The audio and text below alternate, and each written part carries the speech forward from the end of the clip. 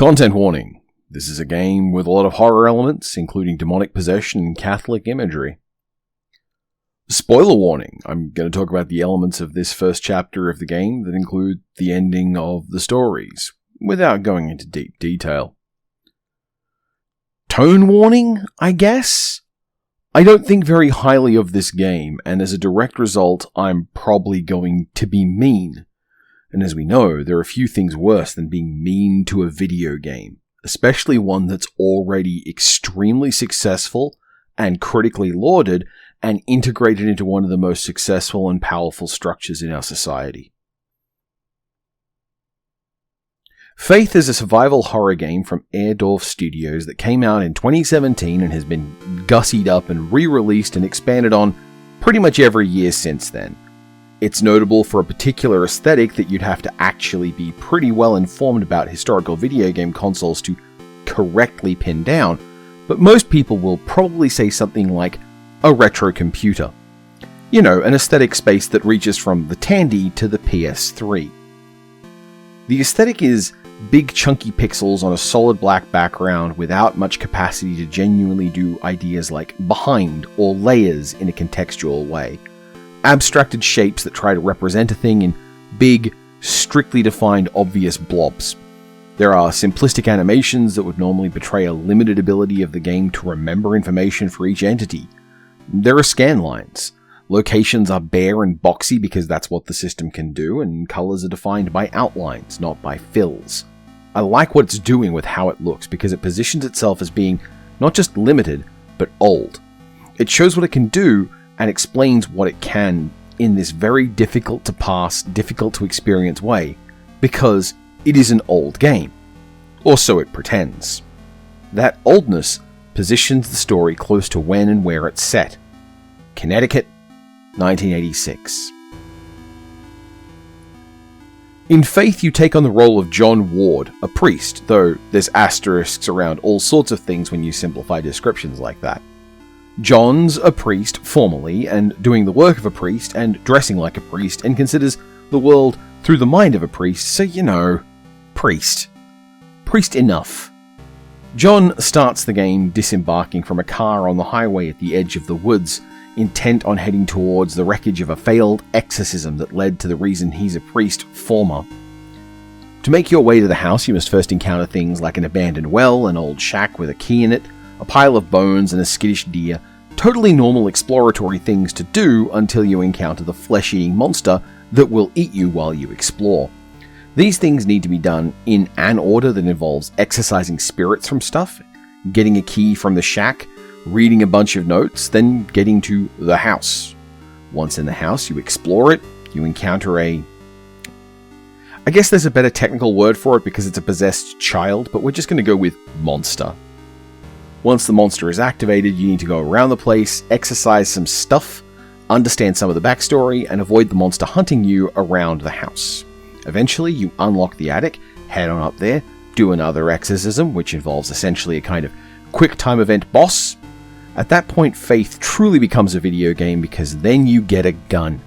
Since the gun is the all-purpose sign of agency in video games, the gun is where the story forks off in 5 different directions for you to pick and choose in true hypertextual fashion. I didn't. I did one ending and got pretty much exactly what I expected I'd get. I have no intention to try and comparatively line up all these different endings one with another and try to explicate some kind of true or canon ending. That's silly because 1, video games aren't like that, and 2, canon is for cops, but 3, this is a game that's meant to be examined critically. Engaging with the game critically means being able to look at the game closely and in a specific context that determines meaning out of the repeated use of symbols represented in the text.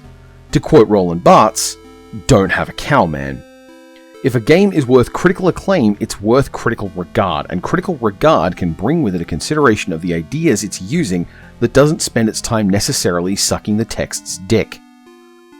One of the things about treating games as art and regarding things as works that can be critically engaged with is the willingness to say, even if other people like this, there are ideas here that I find present that I don't like, and I have this reaction to.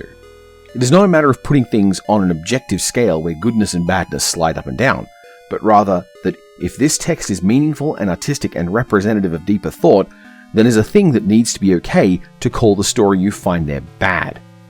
It is the price of being interesting, I'm afraid. Faith is interesting.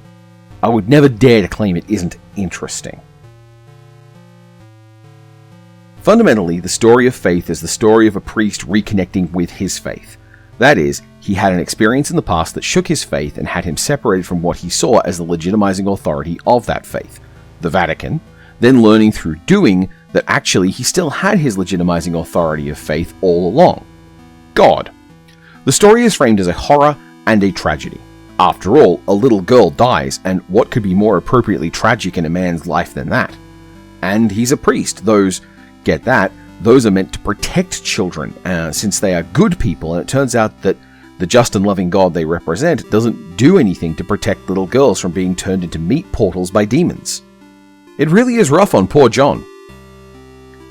In terms of engaging with the game, you can treat any given game in terms of the things it lets you do through its interface. These are the game's affordances, the buttons it lets you push. Faith has at most 5 buttons, with one all-purpose do stuff button and 4 move in this direction buttons. 4 of those buttons give you a sense of a material space, letting you move around in the game's places, and that in turn lets you find and define the shape of the world you're in. After all, a game can show you a wall, but if you can't engage with that wall by walking into it, it isn't making that wall meaningful. Buttons create movement that create material space. Following the idea that affordances create space in the game, then the other button, the all-purpose do something button, that is, hold your cross up and hope something happens, which is really just a killer way to represent faith. That shows you a world where an excommunicated priest's hope for change and presentation of a divinely specified object can actually change the world. I could not see any other sign this game is trying to represent this behavior as anything else but do faith at this object in this direction, and imagining that it's doing something else involves one of those favorite things of the pseudo-critical, which is to remove one's own ability to interpret the obvious in an attempt to determine the potential. You know, it doesn't say he isn't wielding a secret gun. That creates our 2 affordances: move around a space and demonstrate faith in God at something. Eventually, demonstrate faith in this turns into use gun, which seems to suggest that this is a game where having faith at things and shooting them are reasonably comparable ideas. Do faith and do gun being cognates is a really interesting kind of fundamental overlap, but don't take this as me trying to deliver some sort of deep idea from the game's religiosity. In this game, you do faith at things until the faith doesn't work anymore, and then you resort to using a gun. Faith drives out evil spirits that I assume are concealing paper scattered around the forest. Guns drive out evil spirits that are inhabiting bodies and keeping them alive. I think this is a reasonable representation of what faith is doing with its play mechanics. But what about its setting? Faith is set during the Satanic Panic in the 1980s. It is set in the northern states of the United States of America, a country that has always been Christian and never not privileged Christians, and it's set in 1986, which is smack in the middle of the period of what we now know in hindsight as the McMartin preschool trial. This trial, which at the time of writing is the most expensive trial in American history, in which, to not mince words, a bunch of selfish assholes acted on their biases against people who they perceived as even modestly queer and inadequately Christian. Inspired and inflamed by popular fiction masquerading as fact, the book Michelle Remembers and the claims of some mentally unwell fantasists were stitched together into what to some actual adults sounded reasonable as a basis to then mentally abuse children into corroborating. The Satanic Panic was an example of a common Christian evil to establish fictional rules for reality and then punish other people for violating. Facts be damned. Some asshole writes a book for scaring people's moms, and then their work catapults out because the systems for the public good aren't capable of looking at the supernatural and conspiratorial claims of people who also have microwaves in their homes and understand that compound interest works, and go, yeah, no, we're not going to waste our time being mad at a guy for wearing shorts. Faith uses its visual aesthetic to frame itself as being from around this same time too. It gives a specific date. It focuses on the heart of the panic, the idea of demonically possessed children thanks to inadequate care and protection of the church. The exorcism failed at first. John reattempts it without the Vatican's support, and succeeds, which suggests that the Vatican's disavowing of John is them being wrong. I'm not divining tea leaves here. Erdorf have said that the Satanic Panic inspired this game. The thing is, the Satanic Panic, a real event, was a massive event of community-wide child abuse.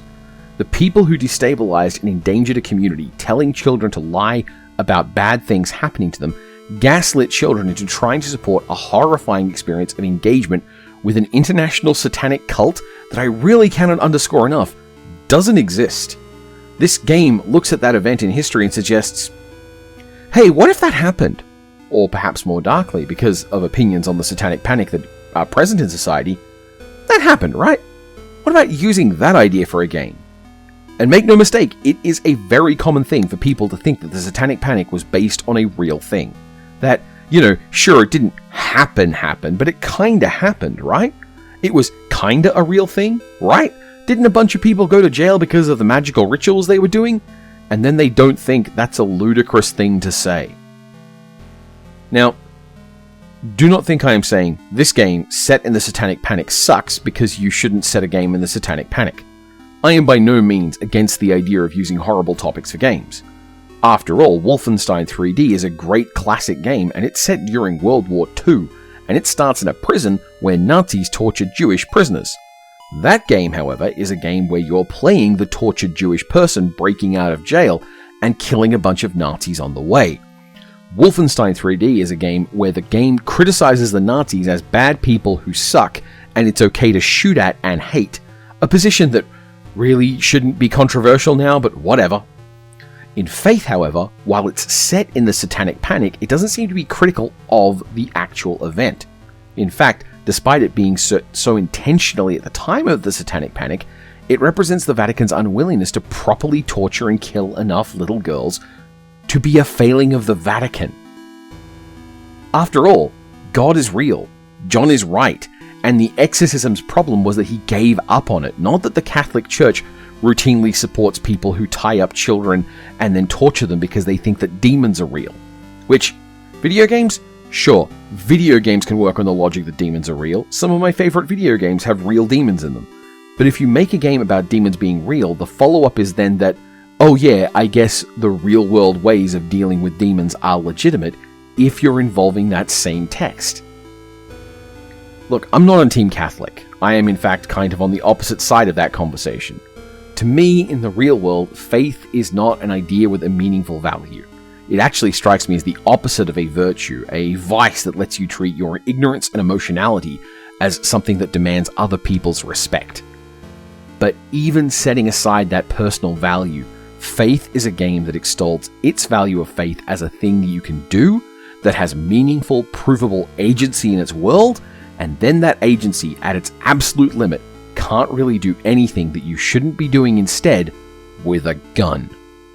Because God is real, and so are bullets.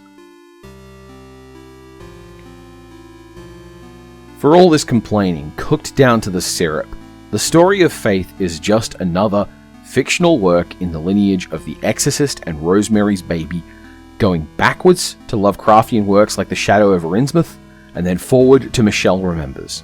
What set Faith apart from those things is that with 30 years of hindsight, it steps back in time, positions itself as the story of the then, with those elements, and considers the struggles against evil as being very hard, very difficult, bittersweet and tragic, but ultimately worth doing in the name of fighting evil and holding to your faith.